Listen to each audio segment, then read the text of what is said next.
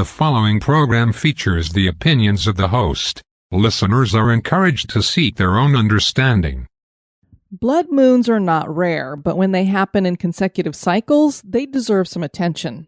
They have occasionally been used as signs and wonders by Yahweh. Back in 2014 and 2015, there was this big craze that was called the Blood Moon Prophecies. Nothing came of this, but it doesn't mean that blood moons aren't important. Christians pay attention to them because Acts chapter 2, verse 20 says, "The sun shall be turned to darkness and the moon to blood before the day of the Lord comes, the great and magnificent day."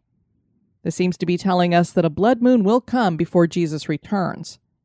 Talking about full moons and blood moons makes those of us that are weird kids think of werewolves. Is it possible that the Bible talks about werewolves? Yes. Yes, it does. Welcome to the Ghost in You podcast, a podcast about the weird, the wonderful, and the terrifying in the Bible. I'm Diane Student, your guide and host on this strange journey through the Bible. Episode 3, Blood Moons and Werewolves.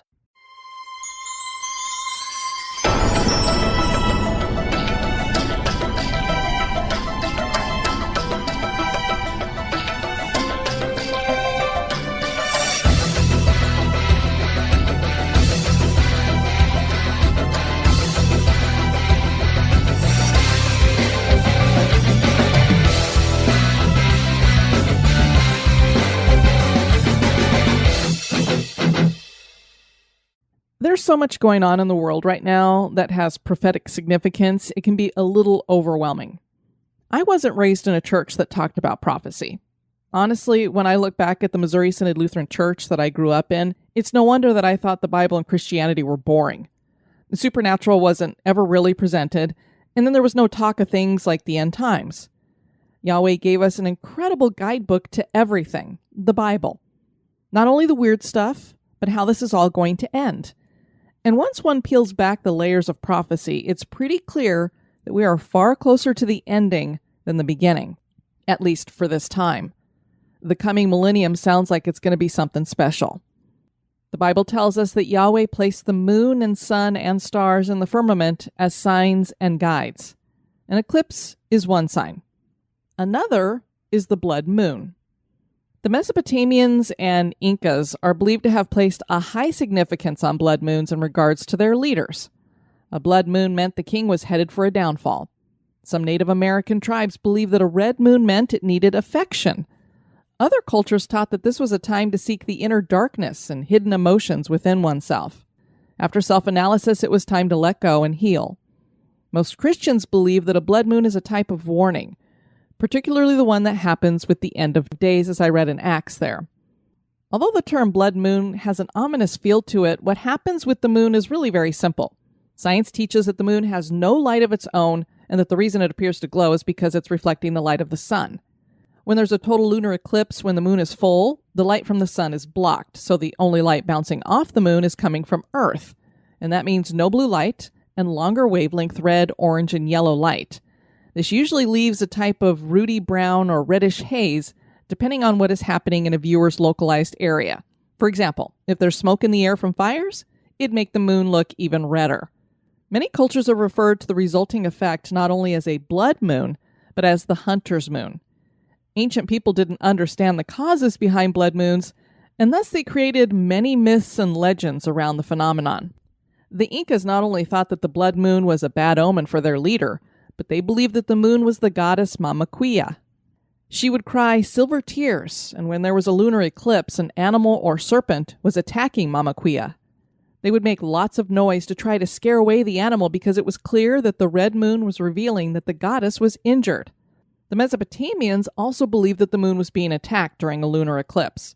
The people would hide their king to protect him, and sometimes even place someone else in the king's place as a substitute. For the Bata Maliba people of Togo and Benin in Africa, the blood moon reveals a conflict between the sun and the moon, and in order to bring peace, tribal members seek to amend disagreements they have with each other. The Vietnamese thought that a frog had eaten the moon, and they called eclipses shi, which means to eat. Several Native American tribes believed that the moon was wounded, and they would sing and chant for its recovery. This would bring the moon's 20 wives and tribesmen to the rescue, and they would collect its blood and restore it to health. Hindu tradition is pretty graphic and gory when it comes to the blood moon. They thought that the demon Rahu had been decapitated by the moon and sun because he drank the elixir of immortality. Because he had drunk the elixir, his head was immortal and would chase the sun and moon, looking for revenge. When he caught either, there would be an eclipse. The moon would turn blood red because Rahu had swallowed the moon and it was reappearing out of his severed neck. The blood moons weren't just for the ancients, though. They are for us as well, and prophetically, especially during this end of the age, they could be very important. I want to share 3 passages from the Bible in regards to blood moons. Joel chapter 2, verses 30 to 32 reads, "And I will show wonders in the heavens and on the earth, blood and fire and columns of smoke. The sun shall be turned to darkness and the moon to blood, before the great and awesome day of the Lord comes. And it shall come to pass that everyone who calls on the name of the Lord shall be saved. For in Mount Zion and in Jerusalem there shall be those who escape, as the Lord has said, and among the survivors shall be those whom the Lord calls." Joel chapter 3, verses 14 to 15 reads, "Multitudes, multitudes in the valley of decision. For the day of the Lord is near in the valley of decision. The sun and the moon are darkened, and the stars withdraw their shining." And then there's Matthew chapter 24, verse 29. "Immediately after the tribulation of those days, the sun will be darkened, and the moon will not give its light, and the stars will fall from heaven, and the powers of the heavens will be shaken." And while it doesn't say that the moon will turn to blood there, there's no light coming from it. We have 3 blood moons that are going to happen in a row on the Jewish feast day of Purim. The first has already happened. This was on March 25th, 2024. The next will be on March 14th, 2025, and this one will also be a total lunar eclipse. The third will take place on March 3rd, 2026, and this will also feature a total lunar eclipse. Purim is a holiday celebrated on the 14th day of the Hebrew month of Adar. Haman was a high-ranking official to Persian King Xerxes I during the 5th century. He wanted to annihilate the Jews, and Esther finds out about this plot. Esther was Xerxes I's second wife, as he had ordered his first wife killed for not parading around nude in public. And her reason for not wanting to do that is thought to be that she had some form of leprosy. So, first of all, I could see why a woman would be like, no, I'm not going to take all my clothes off in front of all of these people. But then she also didn't want to show that she had leprosy. So he had her killed. Great husband. So this is who Esther has married, and you probably recognize that name from the book of Esther in the Bible. This is that Esther. Esther didn't let the king know that she was Jewish. Obviously, she wants to protect fellow Jews, and her uncle Mordecai asked her to talk to the king. Now, apparently this is a very dangerous thing to do, even though she's his wife. I guess she's not allowed to talk to him, really. Esther would more than likely be killed for going to the king with this. But she's brave, and all the Jews fast and pray for 3 days before she goes. There's a lot involved with this story. It makes up most of the book of Esther, so I've dramatically shortened it here. But Esther tells the king that she is a Jew and that Haman wants to kill all the Jews. The king has Haman hanged, and Esther and Mordecai write a new decree that allows the Jews to preemptively kill anybody who means them harm. Over 75,000 people were killed. This delivery of the Jewish people from annihilation is what Purim commemorates. So is it significant that we have 3 consecutive Purims with blood moons? I don't know. But I do know that 3 has an important meaning to Yahweh. As you heard in the story itself, Esther and all of the Jews fasted and prayed for 3 days before she went to the king. And as I covered in the numerology episode, 3 also represents the 3 parts of the Godhead, or what a lot of us call the Trinity, when it comes to Yahweh. In light of the current state of the world, Purim seems pretty significant too. Many in the world are chanting from the river to the sea in regards to Israel. And for people who don't understand what that means, the river is the Jordan, the sea is the Mediterranean. So basically, it is calling for the annihilation of Israel, just as Haman wanted to do here. And what was Haman's punishment? It was for him to be hanged. And what's ironic about the story with Haman being hanged, it was on a gallows that he had built to hang Mordecai on. So he was hanged on the gallows that he had built. I know what we are watching happen over in Israel and Gaza is very, very difficult, especially for those of us who are Christians, because we don't like any kind of war, right? Unfortunately, in war, innocent people do die. Genesis 12, verses 1-3 reads, Now the Lord said to Abram, Go from your country and your kindred and your father's house to the land that I will show you, and I will make of you a great nation, and I will bless you and make your name great, so that you will be a blessing. I will bless those who bless you, and him who dishonors you I will curse, and through you all the families of the earth shall be blessed.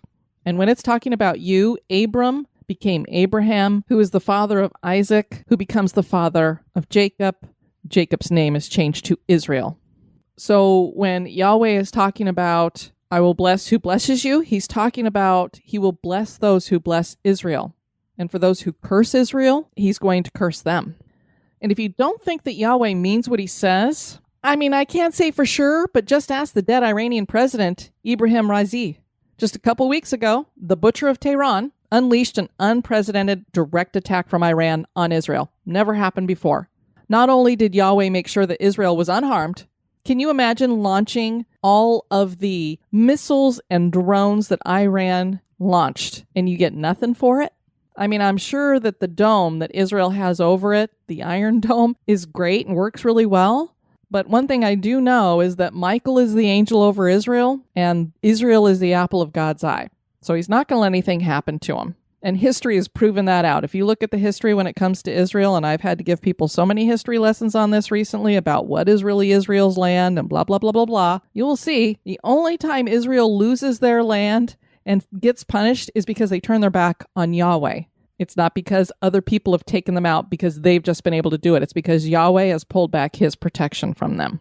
So not only do we have Yahweh making sure that Israel was unharmed, but I have no doubt that the president received his curse. Another interesting thing about the timing of Razi's death is that it was on Pentecost, another Jewish holiday. And there were 40 days between the Great American Solar Eclipse and Pentecost. 40 is another significant number for Yahweh. Yeshua was 40 days and 40 nights in the wilderness. During the Great Flood, it rained for 40 days and 40 nights. And now a little break for a word about one of our sponsors.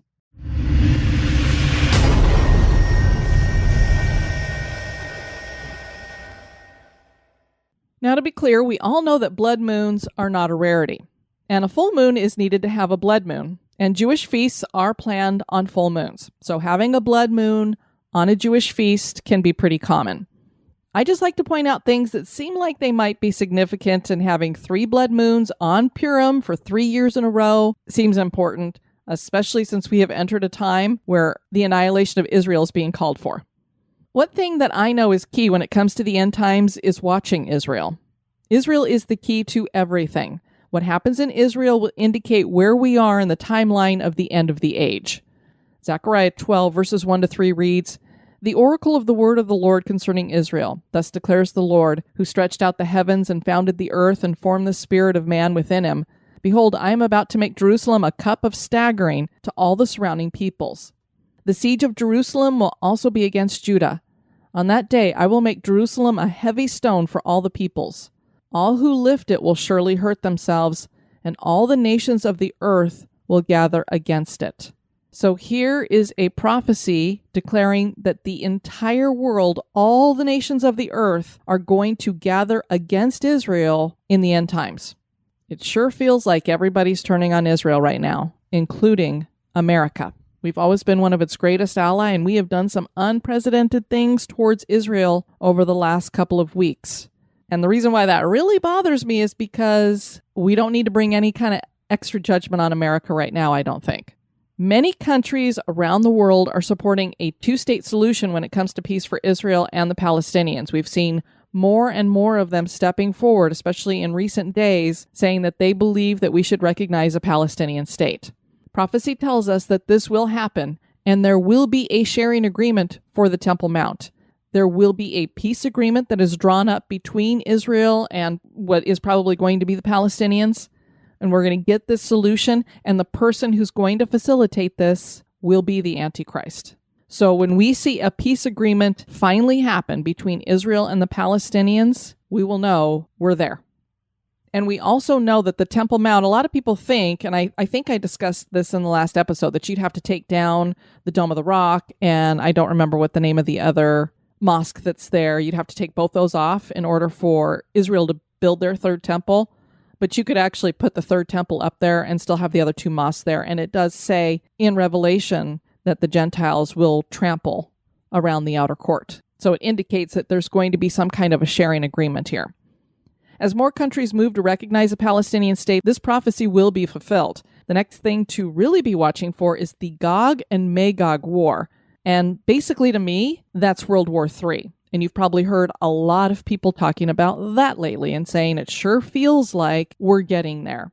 This is covered in Ezekiel 38 and 39, and we'll probably talk about it on a future episode because I'm going to start looking more and more into prophecy because I think that's where we are now, and that is just as important as looking at some of the weird stuff that's in the Bible because prophecy is weird too. And I think we need to start understanding what we're going to see, what's going to happen, because it sure helps us to feel more secure and have less fear if we understand where we're headed.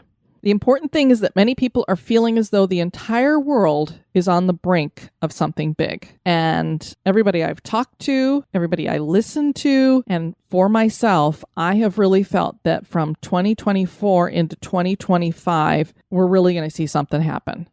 And I don't think it's just because now we've got elections that are going to happen over in the UK in July. We have our election here in America in November. I don't think that's it. It's going to be part of something major that's going to happen. But I think we're just going to watch a whole bunch of dominoes start falling. Now, let's look at something else connected to full moons and folklore. Werewolves. I know, I just did a huge shift from prophecy and blood moons to werewolves, but I kind of feel like the moon and werewolves go hand in hand. If you're like me and you're a weird kid and you grew up watching the Universal monster movies, you saw The Wolfman. I love that movie. Lon Chaney Jr. is wonderful in it. I love the movie. And as a kid growing up, I kind of liked the idea that I could turn into this monster and maybe get back at some of the people who were bullying me, and then I could go back to being myself and nobody would know. Is there anything about werewolves in the Bible?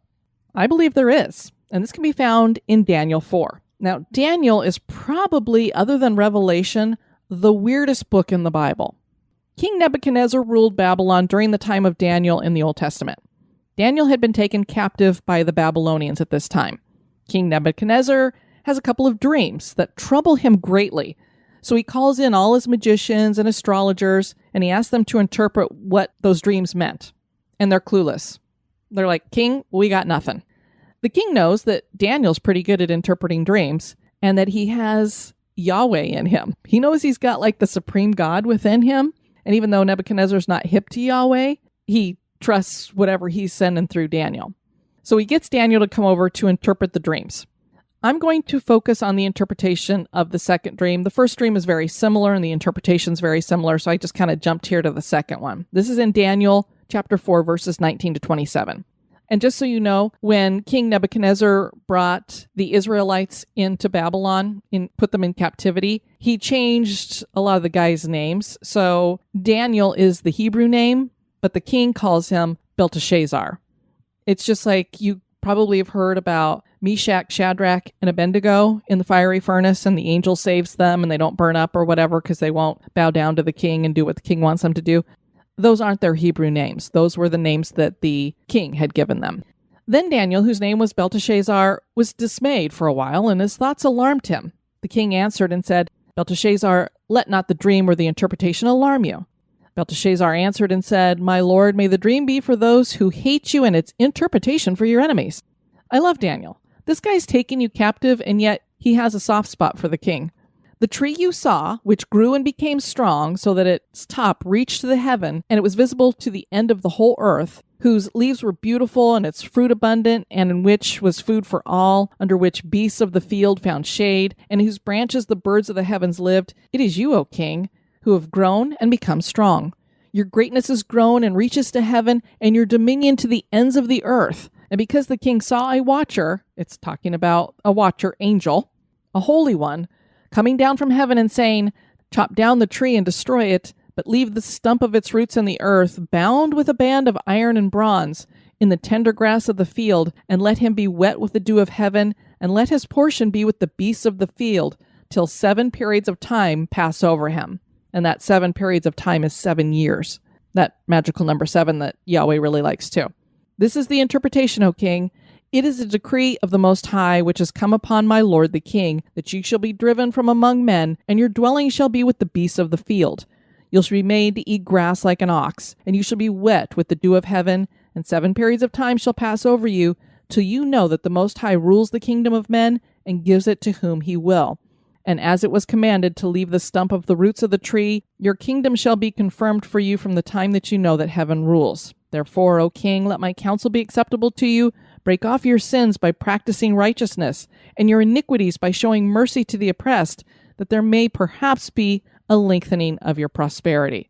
So basically he's telling them, dude, repent, stop sinning, turn to God, and you're going to be okay. But the king didn't do that, of course. A year later, all that Daniel said came to pass. Daniel chapter 4, verse 33 reads, Immediately the word was fulfilled against Nebuchadnezzar. He was driven from among men and ate grass like an ox, and his body was wet with the dew of heaven, till his hair grew as long as eagle's feathers, and his nails were like birds' claws. This went on for 7 years, and common sense tells us that if a man doesn't shave and cut his hair and nails for 7 years, his hair and nails, they're going to grow, but they aren't going to have him looking basically as Nebuchadnezzar's described here. A man's nails in 7 years are going to get pretty long, but are they going to be like bird's claws? I don't know, that's pretty darn thick. And his hair as long as eagle's feathers? And I don't think it's just talking about the hair of his beard and the hair on his head. It's his entire body. A complete transformation took place from man to beast. And to me, it was actually in the blink of an eye, because the verse says at the very beginning there, immediately. Immediately the word was fulfilled. So I think he went from standing up and kind of shaking his fist at God and saying, look at how great I am, ha ha ha, to bam, you are on the ground like an animal eating grass. And you're going to do that for 7 years. And most churches just teach you, well, for some reason, Nebuchadnezzar went insane for 7 years and he kind of acted like he was an animal because, sometimes people who are mentally ill can seem a little wild and crazy or whatever. And that's not what happened here. He didn't lose his mind in that way. His mind was turned into being like a beast because he basically had become a beast. Cotton Mather of Salem Witch Trials fame wrote in his book, Biblia Americana, that, quote, Nebuchadnezzar's malady was not unlike a lycanthropy. And he suggested that the story of Zeus turning Lycaon into a wolf was more than likely inspired by this biblical narrative. Now, to be clear, the king wasn't eating meat, but rather grass. So he was a very different kind of werewolf. Maybe more of a werebull? I don't know how else to describe it, because he didn't have hooves. It seems that he still had more like his hands, but that they were claws. So the way he's described, he almost sounds like a feathered werewolf, whatever that is. So I think he was something that we've never, ever seen before. A very weird cryptid. The good news is that the king repented after that 7 years, and Yahweh restored him and his kingdom, gave him everything back, and everything was good. And God can do that with anybody. No silver bullet needed. Most of us know the mythology says you gotta shoot a werewolf with a silver bullet right through the heart. It's the only way you can kill it. But that's not what happened here. It was actually repentance and then restoration by Yahweh. So what do you think? Was that a werewolf, werebull, some kind of cryptid creature? I think it was. Do these blood moons represent prophetic warnings or signs for us? Was King Nebuchadnezzar a werewolf for a time? The ghost in you knows. Thanks so much for joining me on this episode. May God bless you and keep you. This has been a production of History Goes Bump.